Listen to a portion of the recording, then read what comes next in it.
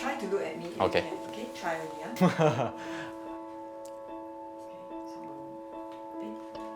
Hi, I'm Darren Ho. I'm a little bit different from other people and I'm always up for a challenge.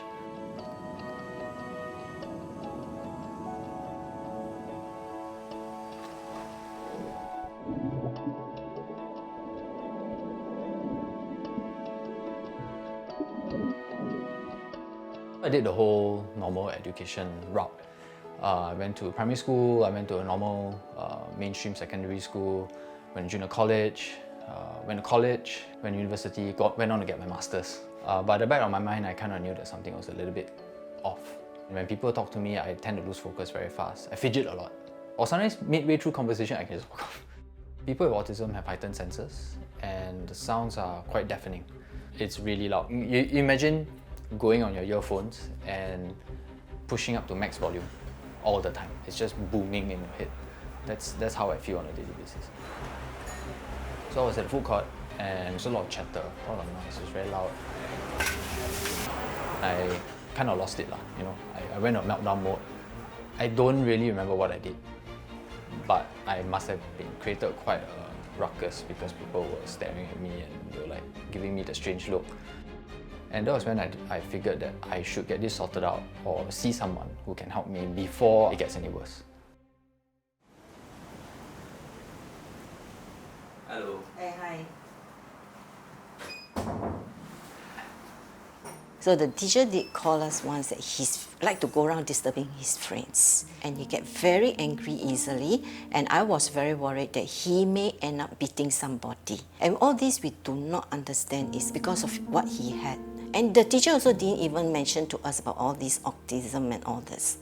And we are very ignorant then. I always think that it's because he wants attention or it's a bad habit. So I will always give him a smack when he does that to tell him to stop doing it. I was diagnosed with ADHD, Tourette, which I already knew, and I think the one that surprised me the most was that I was diagnosed to be autistic as well. I asked the doctor, me autistic, how is that possible? After speaking to him, I realized that autism is not just a single spectrum. It's a very, very wide spectrum. When the doctor told us that he is having this problem, I was like, no, how can it be? You know, to me, he's just a normal child growing up. I do not believe that he had that. Very sad lah. As a mother,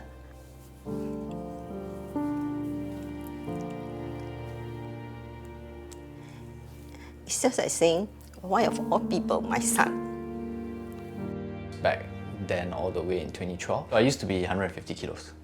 I used to eat 5 fast food meals a day, 10 bowls of rice in a single setting. I drink a bottle of wine, magnum size, on a daily basis. I think it was really a coping mechanism for my conditions, something that I didn't know at the time. So when I ate, I felt good. When I was drunk, even better, right? You don't realize these things. Not to sound cliche, but it was really killing me from the inside. I think it's a very bittersweet moment for me when I was diagnosed. And I think that was the point when my life started to make sense. Fast forward to 2016 or 2015, I bought my first bike. I decided that I wanted to make some change in my life. When my friends came up to me and was like, since you like challenge, right? So we challenge you, you know, do a triathlon. Even if you want to swim in your own pool, bike on your own road, and run in your own track, that counts. I think what happened was that when I did my first race, I realized that this is something that really could stick. One of the other things that I love about racing is that it puts me in this very quiet zone. My races range from a couple of hours to, if you look at a full distance triathlon, it could be maybe 12, 13 hours. I essentially just focus on 3 very simple words, and the words are present, smooth, and strong. And it's a constant reminder of how I keep my focus. Because I think the biggest part of the race that distracts me is actually my ADHD. So I think the most memorable race for me was in 2017, the Bintan Triathlon. So I actually spoke to the organizers beforehand. And then when I crossed the finishing line, they gave me the ring. And then I went on and I proposed to my girlfriend, who's not my wife. So we've been married for 2 years and I have a son of 9 months as of today. I'm actually very proud of him that he has developed to this stage. We were so happy whenever we see him touching the line. At least we know that he didn't give up.